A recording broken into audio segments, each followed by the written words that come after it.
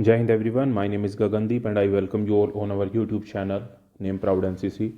आज की इस वीडियो में हम NCC बी सर्टिफिकेट एग्ज़ाम 2026 के लिए एक एक्सपेक्टेड पेपर डिस्कस करेंगे, जिसमें सबसे पहला क्वेश्चन वेपन ट्रेनिंग से है और क्वेश्चन है what is the magazine capacity of .22 rifle. .22 rifle की मैगजीन क्षमता कितनी होती है? तो इसकी जो मैगजीन क्षमता होती है वो 5 राउंड होती है। ऑप्शन बी हमारा यहाँ पे सही जवाब है।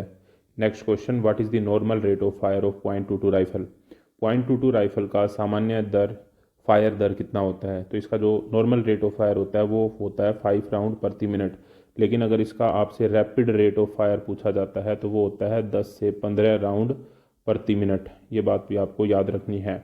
Next question, what is the calibre of .22 deluxe rifle. .22 deluxe rifle का कैलिबर कितना होता है? तो ये जो आगे लिखा होता है यही इसका कैलिबर होता है। .22 inch is the calibre of .22 deluxe rifle.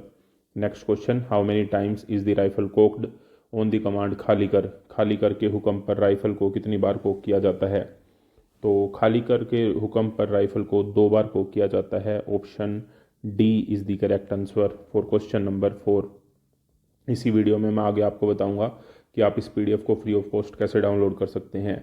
What is the length of .22 deluxe rifle. .22 deluxe rifle की लंबाई कितनी होती है? तो इसकी जो लंबाई होती है वो 43 इंचज़ यानी कि 43 इंच होती है।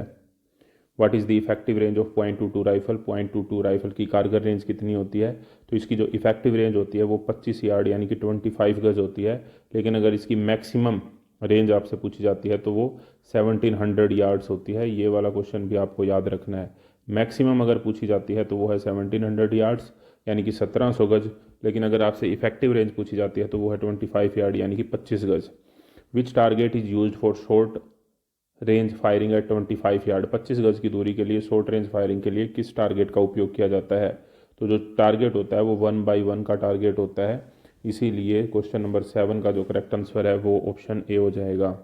What are the 2 essential for a good firer. एक अच्छे फायरर के लिए क्या 2 चीज़ें बहुत ज़रूरी होती हैं? तो 2 चीज़ें जो ज़रूरी होती हैं वो होती है ग्रुपिंग करना और जीरोइंग करना। आपको कमेंट बॉक्स में एक्सप्लेन करना है कि ग्रुपिंग का क्या मतलब होता है और जीरोइंग का क्या मतलब होता है। वैसे अगर हम बात करें फायरिंग के असूल की तो वो HAT से रिप्रेजेंट करते हैं। एच का मतलब होल्डिंग होता है यानी कि दुरुस्त पकड़ होनी चाहिए, एमिंग यानी कि अच्छा निशाना होना चाहिए, और अच्छा ट्रिगर ऑपरेशन होना चाहिए। टी से यहाँ पे ट्रिगर ऑपरेशन होता है। Next question, question number 9, in how many groups are firer divided on the range. Range पर फायरर को कितने ग्रुप्स में बांटा जाता है? इस क्वेश्चन का जो भी करेक्ट आंसर मुझे कमेंट बॉक्स में बताएगा उसके कमेंट को हार्ट दिया जाएगा। विद एक्सप्लेनेशन बताना है लेकिन। Next question, when are loading cocking and unloading done. Loading cocking और अनलोडिंग की कार्रवाई कब की जाती है? तो ये हुक्म पर की जाती है, जब उसका आदेश मिलता है तभी आपको करनी होती है। What is the full form of WT। WT का पूर्ण रूप क्या है? तो WT का पूर्ण रूप यहाँ पर है weapon training. Option C is the correct answer. इसी तरीके से आपसे FC एंड BC की फुल फॉर्म भी पूछ ली जाती है। तो FC की फुल फॉर्म होती है फील्ड क्राफ्ट और BC की फुल फॉर्म होती है battle craft. How many grooves are there in the barrel of .22 rifle. .22 rifle के बैरल में कितने ग्रूव्स यानी कि खांचे होते हैं? तो .22 राइफल की बैरल में 6 ग्रूव्स यानी कि 6 खांचे होते हैं। Option A is the correct answer. Next is question हमारा है question number 13, when is a rifle considered loaded. Rifle को हम कब कहेंगे कि वो लोडेड है? When round is in chamber. जब चैम्बर में गोली होती है तो हम कह सकते हैं कि जो राइफल है वो लोडेड है। What is done to bring the bullet to the point of aim. Point of aim पे बुलेट को लाने के लिए क्या किया जाता है? तो पॉइंट ऑफ एम पे बुलेट को लाने के लिए जीरोइंग की जाती है। तो zeroing is the process to bring the bullet to the point of aim. Option C is the correct answer. Next हमारा पेपर 3 आ जाता है मिसलेनियस का, जिसमें सबसे पहला टॉपिक है NCC general. What is the motto of NCC। NCC का आदर्श वाक्य क्या है? तो NCC का आदर्श वाक्य है यूनिटी एंड डिसिप्लिन, एकता और अनुशासन। NCC की जो स्थापना हुई थी वो 1948 में हुई थी। 1949 के अंदर NCC के अंदर गर्ल्स डिवीजन आई थी। ठीक है, तो गर्ल्स डिवीजन अगर आपसे पूछी जाए तो वो कब आई थी? 1949 में आई थी। 1948 में NCC की स्थापना हुई थी। 1950 के अंदर NCC के अंदर एयर विंग आई थी। एयर विंग आई थी 1950 में, और 1952 के अंदर NCC के अंदर नवल विंग आई थी। तो ये चारों ईयर आपको याद रखने हैं। 1948 में NCC की स्थापना, 49 में गर्ल्स डिवीजन, 50 के अंदर एयर विंग और 52 के अंदर naval wing. Next question, where is the headquarter of NCC located.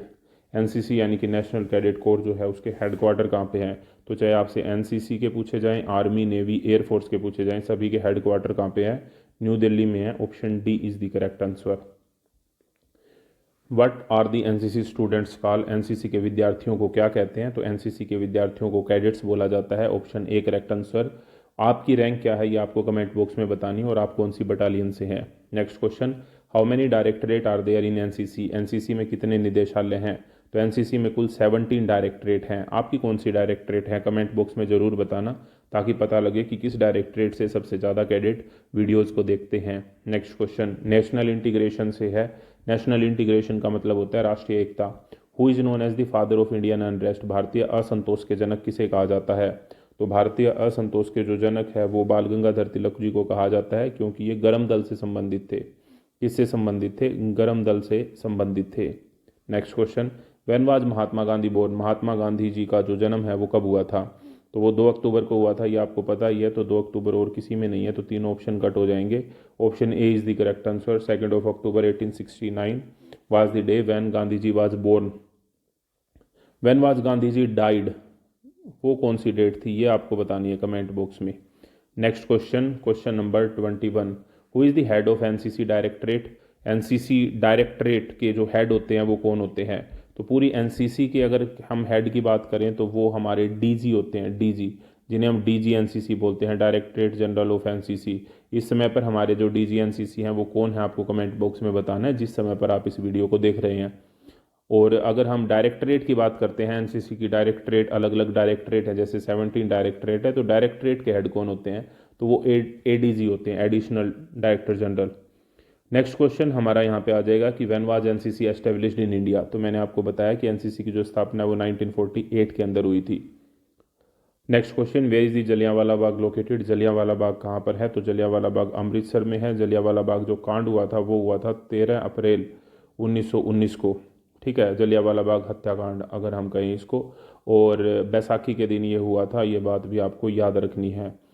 इसके अलावा जो श्री हरमिंदर साहिब जी हैं, यानी कि जो गोल्डन टेम्पल है वो भी कहाँ पर सिचुएटेड है? अमृतसर में। और अमृतसर कहाँ पर है? पंजाब में है। तो ये बातें आपको याद रखनी है। नेक्स्ट क्वेश्चन है हमारा कि व्हाट इज सेलिब्रेटेड ऑन 5 सितंबर, 5 सितंबर को क्या मनाया जाता है? तो 5 सितंबर को जो हम मनाते हैं वो टीचर्स डे मनाते हैं, option D is the correct answer. हम टीचर्स डे को 5 सितंबर को ही क्यों मनाते हैं ये आपको बताना है। बाल दिवस जो है वो हम 14 नवंबर को मनाते हैं। आर्मी डे जो है वो हम 15 जनवरी को मनाते हैं। और गणतंत्र दिवस आप सभी को पता है वो हम 26 जनवरी को मनाते हैं। Next question, question number 25, who wrote Saare Jahan Se Accha. Saare Jahan Se Accha was written by Mohammad Iqbal, Rabindranath Tagore ji ने लिखा था नेशनल एंथम। नेशनल एंथम जो है हमारा जनगण मन, और नेशनल सॉन्ग जो है वंदे मातरम, वो लिखा था बंकिम चंद्र चटर्जी ने। ठीक है, वंदे मातरम। और प्रेमचंद की एक फेमस बुक है उसका नाम है गोदान, ये भी आप याद रख सकते हैं। When is the international yoga day celebrated, विश्व योग दिवस कब मनाया जाता है? तो विश्व योग दिवस जो है वो 21 जून को मनाया जाता है, ऑप्शन बी। नेक्स्ट हमारा क्वेश्चन है पर्सनैलिटी डेवलपमेंट और लीडरशिप। और पर्सनैलिटी डेवलपमेंट बहुत ही इंपॉर्टेंट टॉपिक है आपके एग्जाम का, क्योंकि इसमें 80 to 90 मार्क्स के क्वेश्चन आपके एग्जाम में पूछ लिए जाते हैं। सबसे पहला क्वेश्चन यहाँ पे दिया, Bihu is the festival of which state. हालांकि ये वैसे नेशनल इंटीग्रेशन का टॉपिक है, लेकिन फिर भी क्वेश्चन हमको आना चाहिए। बिहू जो है वो किस राज्य का प्रसिद्ध त्यौहार है? तो बिहू है असम का प्रसिद्ध त्यौहार, option C. Adult education is promoted under which national scheme, राष्ट्रीय योजना के अंतर्गत प्रौढ़ शिक्षा को बढ़ावा दिया जाता है। तो ऐसी कौन सी योजना है? उसका नाम है Saakshar Bharat, option B. Question number 29, what is ALC. ALC की फुल फॉर्म क्या है? तो एएलसी की फुल फॉर्म होती है एडवांस लीडरशिप कैंप। एक कैंप बीएलसी भी होता है, बीएलसी की फुल फॉर्म होती है बेसिक लीडरशिप कैंप। अच्छे कैंप होते हैं, ट्राई जरूर करना चाहिए अगर आपका सिलेक्शन होता है तो। Who give the slogan give me blood I will give you freedom, तुम मुझे खून दो मैं तुम्हें आज़ादी दूंगा, ये नारा किसने दिया है? तुम मुझे खून दो मैं तुम्हें आज़ादी दूंगा, ये नारा दिया है सुभाष चंद्र बोस जी ने, option C. What is the full form of YP. YP की फुल फॉर्म क्या है? तो वाईपी की फुल फॉर्म है youth exchange programme, option A is the correct answer, youth exchange programme. Next question, who is called a citizen. नागरिक किसे कहते हैं? तो नागरिक उसे कहते हैं जिसे सोशल और पॉलिटिकल राइट मिले होते हैं किसी कंट्री के। तो one who has social and political right, जिसे सामाजिक और राजनीतिक अधिकार प्राप्त हैं, उसे सिटीजन कहा जाता है। नेक्स्ट क्वेश्चन हमारा question number 33, what is the full form of COC. COC की फुल फॉर्म क्या है? तो सीओसी की फुल फॉर्म है centrally organised camp, option C. Onam is the festival of which state, Onam जो है वो किस राज्य का प्रसिद्ध त्यौहार है? तो बताइए, ओणम जो है वो केरल राज्य का प्रसिद्ध त्यौहार है। ऑप्शन डी हमारा यहाँ पे सही जवाब है।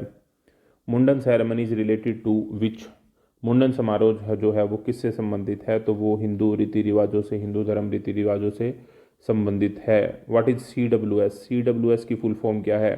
तो CWS की जो फुल फॉर्म है वो है cadet welfare society. Option C. आपको कमेंट बॉक्स में ये बताना है कि कैडेट वेलफेयर सोसाइटी की जो स्थापना है वो कब हुई थी, क्योंकि अब आपको पता है कि क्वेश्चंस का लेवल आपने देखा होगा कि एनसीसी सी सर्टिफिकेट जो 2026 का पेपर आया है वो टफ लेवल का है, तो क्वेश्चंस का लेवल जो है वो बढ़ता जा रहा है। और उसी बात को ध्यान में रखते हुए मैंने अभी भी कोशिश की और आगे मैं और कोशिश करूंगा कि थोड़े और डिफ़िकल्ट लेवल के क्वेश्चन आपको कराए जाएं ताकि आप एग्ज़ाम के अंदर और अच्छा परफॉर्म कर पाएँ। नेक्स्ट क्वेश्चन है हमारा, what is the national integration, राष्ट्रीय एकीकरण क्या है? तो राष्ट्रीय एकीकरण एक पॉजिटिव थॉट है, एक सकारात्मक विचार है जिससे सभी मिलजुल के रह सके। टू और more people working together for a common goal is called, दो या दो से अधिक लोग जो मिलकर किसी सामान्य वस्तु, यानी कि कॉमन का मतलब यहाँ पे सामान्य वस्तु नहीं है, कॉमन का मतलब यहाँ पे साझा है, कॉमन है, कॉमन गोल वस्तु को हासिल करते हैं तो उसे क्या बोलते हैं? ठीक है, तो उसे बोलते हैं हम ग्रुप, उसे ही समूह बोला जाता है। ये समूह यानी कि ग्रुप की डेफिनेशन है। What is the national sport of India, Bharat का राष्ट्रीय खेल क्या है? भारत का राष्ट्रीय खेल हॉकी है। ऑप्शन सी हमारा यहाँ पे करेक्ट आंसर है।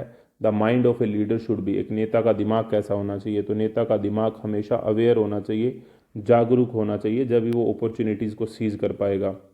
नेक्स्ट हमारा टॉपिक आता है लीडरशिप, और सबसे पहला जो क्वेश्चन है लीडरशिप से संबंधित वो है factors helpful in character development are, चरित्र के विकास में सहायक कौन सी चीज़ें हैं? ड्रिल, प्रतियोगिताएं, कैंप्स, कॉम्पिटिशन्स, तो all of these, option D is the correct answer. Types of leadership are, नेतृत्व के प्रकार कौन कौन से हैं? तो नेतृत्व जो है वो सामान्यतः 3 प्रकार का होता है। सबसे पहला होता है ऑटोक्रेटिक, निरंकुश, जिसमें लीडर है जो किसी की बात भी नहीं सुनता, सारे डिसीजन खुद लेता है। दूसरा होता है डेमोक्रेटिक, लोकतांत्रिक, जिसमें डिसीजन लीडर लेता है लेकिन अपने सबॉर्डिनेट से सलाह करता है और फिर डिसीजन लेता है। तीसरा होता है लेसिस फेयर, हस्तक्षेप, इसके अंदर लीडर अपने सबॉर्डिनेट को कहता है कि जैसे आपका मन करे वैसे कर लो, वो कोई भी हस्तक्षेप नहीं करता। तो ये 3 तरह की लीडरशिप होती हैं। तो इसका मतलब करेक्ट आंसर है ऑप्शन डी।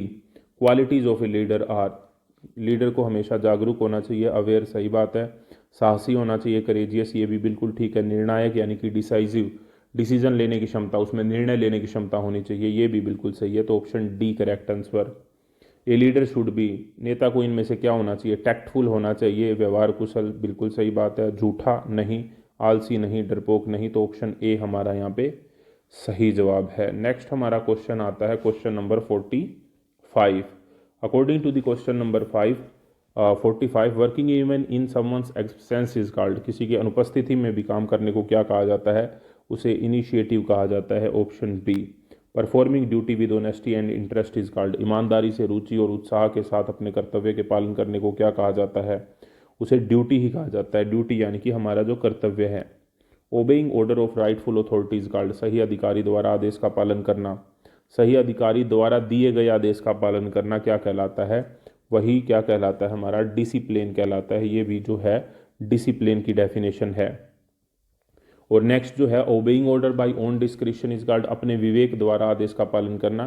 तो ये पूरी डेफिनेशन ये है कि अपने विवेक द्वारा सही अधिकारी के दिए गए आदेशों का पालन करना क्या कहलाता है? उसे हम डिसिप्लिन बोलते हैं। तो इसको आधी आधी डेफिनेशन में तोड़ दिया यहाँ पर कि अपने विवेक द्वारा आदेश का पालन करना डिसिप्लिन, किसी दिए गए अधिकारी के द्वारा दिए गए आदेश का पालन करना डिसिप्लिन। तो पूरा जो क्वेश्चन है ये इस तरह से है कि दिए गए अधिकारी के ऑर्डर्स का अपने विवेक द्वारा पालन करना डिसिप्लिन कहलाता है। नेक्स्ट जो क्वेश्चन है वो है क्वेश्चन नंबर 49। टॉपिक का नाम है social service and community development, जिसे हम SSCD से भी रिप्रेजेंट करते हैं। सबसे पहला क्वेश्चन है कि when was the POCSO act enacted, POCSO जो एक्ट है वो कब लागू हुआ था?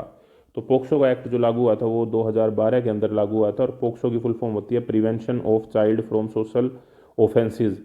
तो यानी कि चिल्ड्रंस को, prevention of children from social offences, childrens को सेक्सुअल ऑफेंसेस, सेक्सुअल ऑफेंसेस से बचाना पोक्सो एक्ट कहलाता है। और ये 2012 के अंदर लागू हुआ था। When is the environment day celebrated, पर्यावरण दिवस जो है वो कब मनाया जाता है? तो पर्यावरण दिवस 5 जून को मनाया जाता है। 21 जून को योग दिवस मनाया जाता है। ठीक है, इंटरनेशनल योगा डे 21 जून को मनाया जाता है। 22 अप्रैल को क्या मनाया जाता है ये आपको बताना है बेटा कमेंट बॉक्स में। Smallest planet in A solar system, हमारे सौरमंडल में सबसे छोटा ग्रह कौन सा है? तो हमारे सौरमंडल में सबसे छोटा जो ग्रह है वो कौन सा है? तो दिए गए ऑप्शंस में से जो करेक्ट आंसर है वो है मरकरी, ठीक है। और अर्थ जो है उसे नीला ग्रह बोला जाता है। कैसा? नीला ग्रह, यानी कि कौन सा प्लैनेट? ब्लू प्लैनेट के नाम से जाना जाता है, ब्लू प्लैनेट। आपको कमेंट बॉक्स में ये बताना है कि रेड प्लैनेट के नाम से कौन से प्लैनेट को जाना जाता है? Red planet. नेक्स्ट क्वेश्चन है largest planet in solar system, हमारे सौरमंडल में जो सबसे बड़ा प्लैनेट है वो कौन सा है? तो सबसे बड़ा प्लैनेट है जुपिटर, यानी कि Brihaspati. Next question, question number 53, supreme commander in Indian army, भारतीय सेना के सर्वोच्च कमांडर कौन होते हैं? तो भारतीय सेना में चाहे आर्मी, नेवी, एयरफोर्स, इन तीनों के जो सुप्रीम कमांडर होते हैं वो राष्ट्रपति होते हैं। ऑप्शन सी करेक्ट आंसर है। आपको कमेंट बॉक्स में ये बताना है कि राष्ट्रपति इस समय पर हमारे देश के राष्ट्रपति कौन है। Education qualification of NDA, NDA में दाखिला लेने के लिए मिनिमम क्वालिफिकेशन क्या होती है? तो वो 12th होनी चाहिए आपके पास। ऑप्शन ए करेक्ट आंसर है। और अगर हम बात करते हैं सीडीएस की, तो सीडीएस के लिए ग्रेजुएट होने चाहिए। एफ कैट की, एफ कैट के लिए भी ग्रेजुएशन होनी चाहिए आपके पास। In which year was the Kargil war fought, Kargil का जो युद्ध है वो किस वर्ष लड़ा गया था? तो 1999 यानी कि 1999 के अंदर कारगिल वॉर लड़ा गया था। और कैप्टन विक्रम बत्रा जी को कारगिल वॉर के टाइम पे पीवीसी मिला था। पीवीसी की फुल फॉर्म होती है परमवीर चक्र मिला था। अब तक कुल 21 परमवीर चक्र प्राप्त हो चुके हैं। Social service done by the NCC cadet, NCC कैडेटों द्वारा कौन सी सामाजिक सेवाएं की जाती है? तो ब्लड डोनेशन, रक्तदान सही है। ट्री प्लांटेशन, वृक्षारोपण, ये भी सही है। क्लीनलीनेस ड्राइव, स्वच्छता अभियान, ये भी सही है। तो इसका मतलब ऑप्शन डी करेक्ट आंसर यहाँ पर हो जाएगा। Next question, minimum age for blood donation, रक्तदान के लिए न्यूनतम आयु कितनी होती है? तो अगर आपको ब्लड डोनेट करना है तो आपकी उम्र कम से कम 18 वर्ष होनी चाहिए। और ऐसा ब्लड ग्रुप जो सर्वदाता होता है, यानी कि किसी को भी वो ब्लड डोनेट चढ़ा सकते हैं, वो ब्लड डोनेट कर सकते हैं, तो वो ओ नेगेटिव होता है। और जो किसी से भी ब्लड ले सकता है वो ए बी पॉजिटिव होता है। तो यूनिवर्सल डोनर ओ नेगेटिव होता है, यूनिवर्सल रिसीवर या रिसेप्टर हमारा ए बी पॉजिटिव होता है। मिनिमम एज फॉर वोटिंग, मतदान के लिए न्यूनतम आयु कितनी होती है? तो मतदान के लिए न्यूनतम आयु 18 वर्ष होती है। और गर्ल मैरिज के लिए भी न्यूनतम आयु 18 वर्ष होती है, लेकिन बॉय की मैरिज के लिए 21 वर्ष होती है। Full form of NGO, NGO की फुल फॉर्म कितनी है या क्या है? तो एनजीओ की फुल फॉर्म होती है non governmental organisation. Option A. When was Sarva Shiksha Abhiyan implemented, सर्व शिक्षा अभियान जो है वो किस वर्ष लागू हुआ था? तो सर्व शिक्षा अभियान जो लागू हुआ था वो लागू हुआ था सन 2001 के अंदर। Option C correct answer 2001 Sarva Shiksha Abhiyan. When was mid day meal scheme started, mid day meal जो स्कीम है वो अभियान कब शुरू हुआ? तो mid day meal scheme was started in 1995। Option A. Abhyudaya Yojana is related to which state, Abhyudaya Yojana किस राज्य से संबंधित है? अभ्युदय योजना जो है वो उत्तर प्रदेश राज्य से संबंधित है। तो जो भी उत्तर प्रदेश राज्य से हैं वो मुझे ये बताएं कि इस योजना में क्या होता है, किससे संबंधित है ये योजना। Next question, mission Indradhanush is related to, जो मिशन इंद्रधनुष है वो किससे संबंधित है? ये क्वेश्चन एग्जाम में कई बार आया आपके एनसीसी के एग्जाम में, तो याद रखना है ये वैक्सीनेशन यानी कि टीकाकरण से संबंधित है। Minimum age for girls marriage, कन्या विवाह हेतु न्यूनतम उम्र कितनी होती है? 18 वर्ष होती है। आप सभी को पता होगा इसका आंसर। नेक्स्ट हमारा टॉपिक है हेल्थ एंड हाइजीन से रिलेटेड, यानी कि स्वास्थ्य एवं स्वच्छता से रिलेटेड। सबसे आसान क्वेश्चन है कि how many bones in the human body, मानव शरीर में कितनी हड्डियां होती हैं? तो मानव शरीर में 206 हड्डियां होती है। आपको ये बताना है कि जो न्यू बॉर्न बेबी होता है, न्यू बॉर्न बेबी, उसके शरीर में कितनी हड्डियां होती हैं? कमेंट बॉक्स में बताना है जरूर। Heart is located on which side of the chest, heart जो है वो छाती के किस साइड में होता है? तो वो लेफ्ट साइड में होता है। ऑप्शन बी हमारा यहाँ पे करेक्ट आंसर है। और हार्ट का जो काम होता है वो ब्लड को पंप करना होता है। क्या होता है? ब्लड को पंप करना होता है, ठीक है। Next question, rabies is caused by the bite of, rabies किसके काटने से होता है? तो रेबीज जो है वो डॉग के काटने से होता है। चूहे की वजह से प्लेग हो जाता है। क्या हो जाता है? प्लेग। मच्छर की वजह से मलेरिया हो जाता है, डेंगू हो जाता है। मलेरिया हो जाता है, डेंगू हो जाता है। और सांप की वजह से तो normal heart beat of a healthy person per minute, एक स्वस्थ मनुष्य का हृदय 1 मिनट में कितनी बार धड़कता है? तो 72 टाइम्स धड़कता है। और जो ब्लड प्रेशर की अगर हम बात करें कि नॉर्मल जो इंसान होता है उसका बीपी कितना होता है, तो 120 और 80 ये होता है। ठीक है। नेक्स्ट क्वेश्चन है, beriberi is caused by the deficiency of. Beriberi जो बीमारी होती है वो किस विटामिन की कमी से हो जाती है, तो वो विटामिन बी की कमी से हो जाती है। विटामिन ए की कमी से जो है वो रतौंधी नामक रोग हो जाता है। रतौंधी, जिसे हम नाइट ब्लाइंडनेस भी बोलते हैं। क्या बोलते हैं बेटा? नाइट ब्लाइंडनेस बोलते हैं। विटामिन सी की कमी से सकरवी नामक रोग हो जाता है। और विटामिन डी की कमी से रिकेट्स नाम का रोग हो जाता है। कौन सा रोग हो जाता है? रिकेट्स नाम का रोग हो जाता है। When is AIDS day celebrated? AIDS दिवस कब मनाया जाता है? तो 1 दिसंबर को एड्स दिवस मनाया जाता है। एड्स की फुल फॉर्म आपके एग्जाम में कई बार पूछी गई है। तो एड्स की फुल फॉर्म होती है acquired immuno deficiency syndrome. Deficiency syndrome is the full form of AIDS. आपको कमेंट बॉक्स में HIV की फुल फॉर्म बतानी है। और दूसरा, एड्स की टेस्ट के लिए जो टेस्ट होता है एड्स को चेक करने के लिए, उस टेस्ट का नाम होता है एलिसा टेस्ट। ये क्वेश्चन भी आपसे एग्जाम में पूछा जा सकता है। Next question, average sleep requirement per day. एक दिन में नींद की औसतन आवश्यकता कितनी होती है? तो कम से कम 6 से 8 घंटे की नींद आपको लेनी है अगर आपको हेल्दी रहना है। तो anaemia is caused by the deficiency of. Anaemia जो है वो बीमारी मुख्यतः किसकी कमी से हो जाती है? तो एनीमिया हम ब्लड की कमी, और ब्लड में मेन हीमोग्लोबिन और आयरन होता है, तो आयरन की कमी की वजह से एनीमिया हो जाता है। याद रखना है आपको ये वाली बात। Hand wash time with soap. साबुन से हाथ धोने के लिए, अच्छी तरह हाथ धोने के लिए कितनी देर तक हाथ धोने चाहिए? तो अकॉर्डिंग टू WHO, अगर आप चेक करते हैं इंटरनेट के ऊपर, तो 40 से 60 सेकंड मिनिमम आपको हाथ धोने चाहिए। Which organ is affected by jaundice? जो पीलिया होता है उससे कौन सा अंग प्रभावित होता है? तो पीलिया से प्रभावित होता है आपका लीवर, यानी कि यकृत। लीवर यानी कि यकृत जो है वो प्रभावित होता है। नेक्स्ट टॉपिक आ गया हमारा डिजास्टर मैनेजमेंट, जिसे हम आपदा प्रबंधन भी बोलते हैं। और इसमें सबसे पहला क्वेश्चन है कि how many type of disasters are there? आपदाएं कितने प्रकार की होती हैं? तो आपदाएं 2 प्रकार की होती हैं। एक होती है नेचुरल डिजास्टर, ठीक है, जिसे हम प्राकृतिक बोलते हैं। और दूसरा होता है मैन मेड, जिसे हम कृत्रिम या फिर मानव निर्मित बोलते हैं। Where is NIDM located? राष्ट्रीय आपदा प्रबंधन संस्थान, national institute of disaster management. NIDM की फुल फॉर्म आपसे पूछ सकते हैं, तो national institute of disaster management. ये कहाँ पर है? तो नेशनल इंस्टीट्यूट है तो वो है दिल्ली के अंदर। Option D correct answer. Question number 77, national disaster day is observed on. राष्ट्रीय आपदा दिवस जो है वो कब मनाया जाता है? तो वो 13 अक्टूबर को मनाया जाता है। इंपॉर्टेंट क्वेश्चन है, याद कर लेना, आ सकता है आपके एग्जाम में। Full form of IMD। IMD की फुल फॉर्म क्या है? तो IMD की फुल फॉर्म है India meteorological department. Option A, India meteorological department. When was the natural disaster act formed? प्राकृतिक आपदा अधिनियम कब बना? तो प्राकृतिक आपदा अधिनियम बना था 2005 में, यानी कि 2005 में। How can floods be prevented? बाढ़ को कैसे रोका जा सकता है? वृक्षारोपण करके सही है, पेड़ काट कर नहीं, खनन करके नहीं, कोई नहीं। तो option A correct answer. Next topic है हमारा ऑब्स्टेकल ट्रेनिंग, जिसे हम बाधा प्रशिक्षण भी बोलते हैं। और इसमें सबसे पहला क्वेश्चन है कि how many types of obstacle are there? बाधाएं कितने प्रकार की होती हैं? तो दिए गए ऑप्शंस के हिसाब से जो करेक्ट आंसर है वो है 2। अगेन, बाधाएं जो होती हैं वो नेचुरल भी हो सकती हैं, यानी कि प्राकृतिक रूप से हमारे रास्ते में कोई बाधा आ गई, या फिर मैन मेड आ गई। लेकिन अगर हम ऑब्स्टिकल ट्रेनिंग की बात करते हैं, जिसमें हम ट्रेन करने के लिए बाधाओं को बनाते हैं, तो उसमें सामान्यतः कितनी बाधाएं होती हैं? ऑब्स्टिकल कोर्स में तो 10 बाधाएं होती हैं। ठीक है। टाइप्स अगर पूछा जाता है तो 2 होते हैं, लेकिन बाधाएं होती कितनी हैं? तो 10 होती हैं। Length of gate vault. Gate vault की लंबाई कितनी होती है? गेट वोल्ट की जो लंबाई होती है वो 18 फीट होती है। 18 फीट, ऑप्शन बी। नेक्स्ट हमारा टॉपिक आता है एडवेंचर ट्रेनिंग से। और how many ropes are needed in parasailing? Parasailing में कितनी रस्सियों की ज़रूरत पड़ती है? तो पैरासेलिंग में कुल 2 रस्सियों की ज़रूरत पड़ती है। एक स्टैटिक होती है, एक डायनेमिक होती है।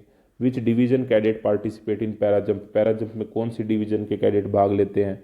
तो जूनियर डिवीजन तो लेती नहीं है, तो बोथ तो होगा ही नहीं। ऑप्शन ए करेक्ट आंसर है, सीनियर डिवीजन और सीनियर विंग के cadet. Parajumping facility in which city? Parajumping की जो सुविधा है वो भारत में किस शहर के अंदर है? तो वो है आगरा में। Option C. Where is HMI located? Himalayan mountaineering institute जो है वो कहाँ पर है? तो हिमालयन माउंटेनिंग इंस्टीट्यूट दार्जिलिंग के अंदर है, और दार्जिलिंग जो है वो वेस्ट बंगाल में पड़ता है, पश्चिम बंगाल में। What do cadets do in trekking camp? Trekking camp में कैडेटों को क्या करना होता है? तो ट्रैकिंग कैंप के अंदर कैडेटों को पैदल चलना होता है, वो करनी होती है। डिस्टेंस कवर्ड डेली इन मोटरसाइकिल एक्सपीडिशन, मोटरसाइकिल अभियान में रोज कितने किलोमीटर चलना होता है?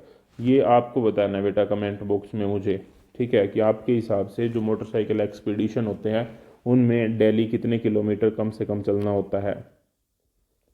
नेक्स्ट क्वेश्चन है question number 89, when is RDC parade held? RDC parade कहाँ पर होती है? मैं तो बिल्कुल बता सकता हूँ, क्योंकि भगवान की दया से हमने आरडीसी की है। तो आरडीसी की जो परेड होती है वो होती है दिल्ली के अंदर, तो ऑप्शन ए करेक्ट आंसर है यहाँ पे। और आरडीसी की फुल फॉर्म होती है Republic day camp. Republic day camp RDC की फुल फॉर्म होती है, ये बात आपको याद रखनी है। Next question, institute of for mountaineering course, पर्वतारोहण कोर्स कराने वाले संस्थाओं के नाम। तो इसमें हिमालयन माउंटेनियरिंग इंस्टीट्यूट दार्जिलिंग बिल्कुल है, और यहाँ पे NIM उत्तरकाशी भी है, MAS मनाली भी है, तो ये सारे ही हैं। All of these is the correct answer. Next question हमारा बॉर्डर एंड कोस्टल एरिया से है, और इम्पोर्टेंट टॉपिक है आपका बॉर्डर एंड कोस्टल एरिया। इसमें सबसे पहले कह रहे हैं कि India share land border with how many countries? Bharat कितने देशों के साथ अपनी लैंड सीमा को साझा करता है? तो भारत जो है लैंड सीमा की अगर हम बात करें तो 7 देशों के साथ करता है। ये कुछ इस तरीके से है, BCPNMBA। बांग्लादेश हो गया, चाइना हो गया, पाकिस्तान हो गया, N से हमारा क्या हो जाएगा देखना एक बार, नेपाल हो गया, M से म्यांमार हो गया, B से भूटान हो गया, और A से अफगानिस्तान हो गया। तो ये 7 देश हैं, और ये इसी ऑर्डर में है। सबसे ज़्यादा जो सीमा बड़ी लगती है वो बांग्लादेश के साथ लगती है, और सबसे कम सीमा जो है वो अफगानिस्तान के साथ लगती है। ये बातें भी आपको याद रखनी है। तो ये इस तरीके से कुल 7 जो राज्य हैं जिनके साथ इंडिया है अपनी लैंड बॉर्डर को शेयर करता है। Next question, Shimla agreement year, Shimla का जो समझौता है वो कब हुआ था? तो शिमला समझौता 1972 में हुआ था। थोड़ा सा मैं इसके बारे में आपको एक्सप्लेन कर देता हूँ। देखो 1971 के अंदर इंडिया और पाकिस्तान का युद्ध हुआ था, जिसमें हमने बांग्लादेश को आज़ाद करवाया था। तो 16 दिसंबर को इसीलिए विजय दिवस के रूप में हम मनाते हैं, और इसमें हमने पाकिस्तान को बुरी तरह से हराया था। और इसमें पाकिस्तान के 90,000 से ज़्यादा सैनिक, यानी कि लगभग 93,000 सैनिक ने आत्मसमर्पण किया था, जो कि एक वर्ल्ड रिकॉर्ड है। तो वे हमारे कंट्रोल में आ गए थे। उसके बाद में 1972 के अंदर समझौता हुआ भारत और पाकिस्तान का, जिसमें हमने कहा कि अब शरारतें मत करना, और हमने उनके सैनिकों को वापस कर दिया, लेकिन वे माने नहीं। ठीक है, तो मतलब शरारतें करने से नहीं माने। बाकी ये शिमला समझौता हो गया था 1972 के अंदर। और इस समय पर जो इंडियन आर्मी के चीफ थे 1971 के वॉर में, वो थे सैम मानेकशॉ, जिसे हम सैम बहादुर के नाम से भी जानते हैं। और हमारी जो PM थी वो थी Shrimati Indira Gandhi ji. Next question, question number 93, Shimla agreement was between, Shimla का जो समझौता हुआ था वो किन 2 देशों के बीच था? तो वो भारत और पाकिस्तान के बीच था। Who guards the western border in the peace time, शांति काल में भारत की पश्चिमी सीमाओं की रक्षा कौन करता है? तो वो करती है BSF। BSF की फुल फॉर्म होती है बॉर्डर सिक्योरिटी फोर्स। ITBP की फुल फॉर्म होती है Indo Tibetan border police. CRPF की फुल फॉर्म होती है सेंट्रल रिजर्व पुलिस फोर्स। तो इनकी फुल फॉर्म आपको पता होनी चाहिए। और आर्मी को छोड़ के बाकी जितनी भी हैं ये पैरामिलिट्री के अंदर आती हैं। इन्हें हम CAPF भी बोलते हैं, सेंट्रल आर्म्ड पुलिस फोर्सेज, और ये मिनिस्ट्री ऑफ होम अफेयर्स के अंडर आती हैं। ठीक है, जैसे आर्मी, नेवी और एयरफोर्स मिनिस्ट्री ऑफ डिफेंस के अंडर आती हैं, इसी तरीके से जितनी भी पैरामिलिट्री फोर्सेज होती हैं ये मिनिस्ट्री ऑफ होम अफेयर्स के अंडर आती हैं। Which state share border with Pakistan, निम्नलिखित में से कौन सा भारतीय राज्य पाकिस्तान के साथ सीमा साझा करता है? तो इनमें से सिर्फ पंजाब ही ऐसा राज्य है जो पाकिस्तान के साथ में सीमा साझा करता है। LOC is between which countries, LOC जो है वो किन 2 देशों के बीच है? तो LOC मूवी आपने देखी होगी, उसमें किसके साथ हमारा युद्ध होता है? तो वो होता है पाकिस्तान के साथ में। तो ऑप्शन B हमारा यहाँ पे करेक्ट आंसर है। और जहाँ तक हम बात करते हैं एक LOC की फुल फॉर्म होती है line of control. Line of control. एक होती है LAC की फुल फॉर्म होती है लाइन ऑफ एक्चुअल कंट्रोल। क्या होती है? Line of actual control. और LAC जो है वो कहाँ पर है? LAC भारत और चाइना के बीच में है।